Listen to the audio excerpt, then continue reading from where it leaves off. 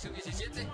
Pasado, papá, dos anotaciones el día de hoy ante Deportivo Petapa y sobre todo la primera más importante porque es la que le abre el camino al cuadro escarlata para esta victoria, 8 tantos contra 1 en la categoría Sub-17 ante Deportivo Petapa. Sí, pues creo que se me dio la anotación, gracias a Dios. Sacamos un buen resultado, el desempeño de todos, no fue lo mismo, con goles, pero algo que yo busco, algo que el desempeño de todos, que todo salga bien, y gracias a Dios salimos adelante.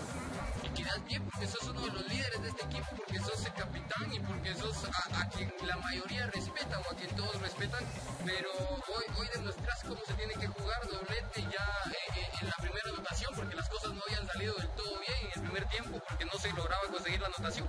Sí, al inicio no salían muy bien las cosas, pero gracias a Dios salió todo bien y sacamos el resultado y pues se me respeta, sí, varios me respetan.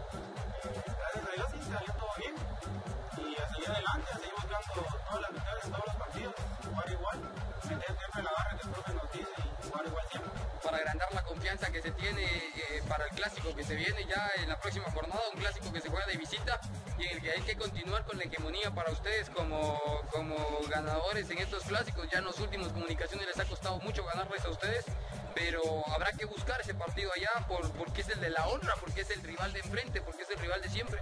Sí, ese partido es clave, no solo porque es clásico, es el honor del equipo, hay que jugarlo con más ganas que todos los demás, hay que salir a proponer y creo que vamos en buena forma, todo el equipo ha jugado bien, ha metido bien y pues creo que sí se le puede dar la victoria en ese partido.